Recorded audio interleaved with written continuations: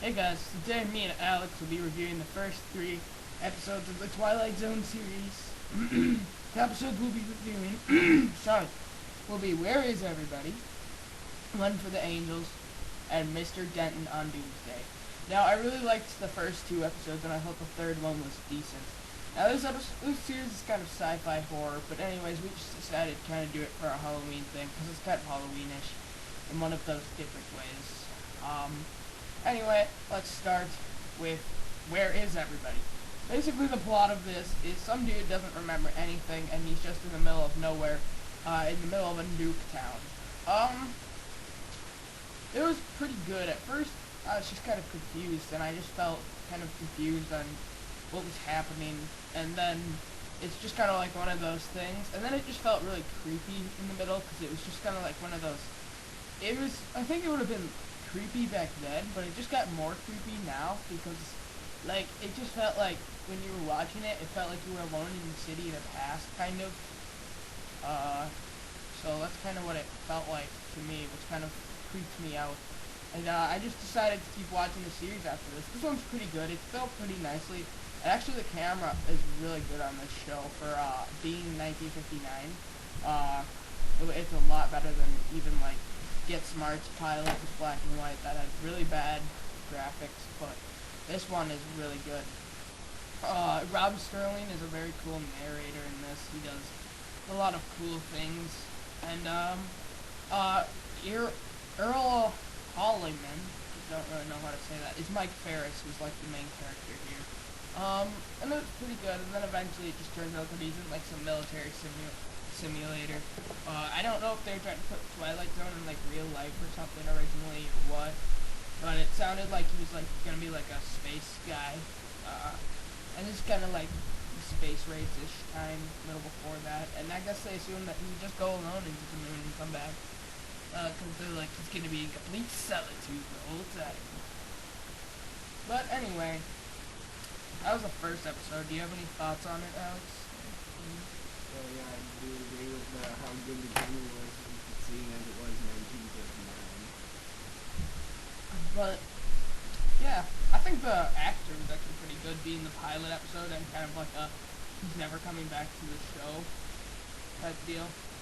But overall, that is episode 1 of the Twilight Zone, and what do you give this episode out of 10?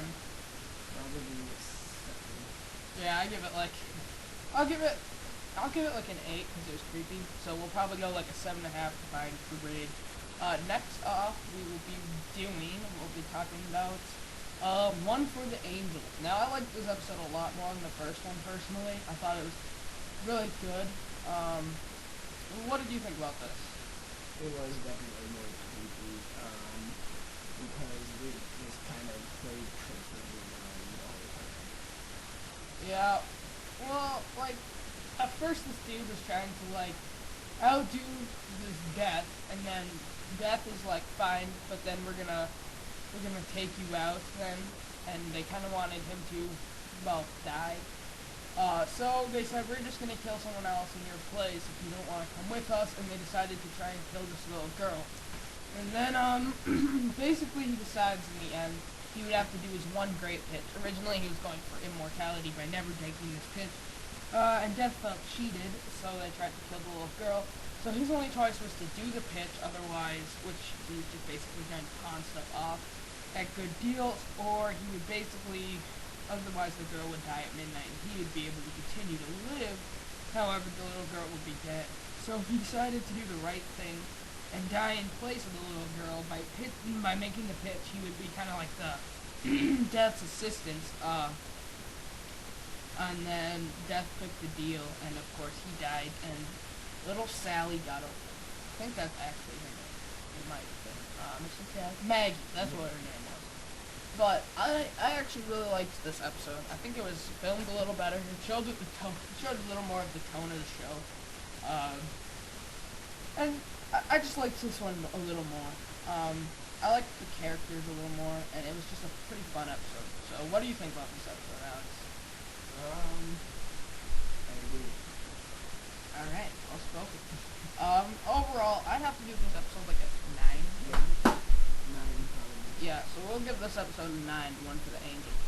So, next we'll do Mr. Denton on Doomsday. Now this is the last episode we're going to be reviewing in this little mini series here.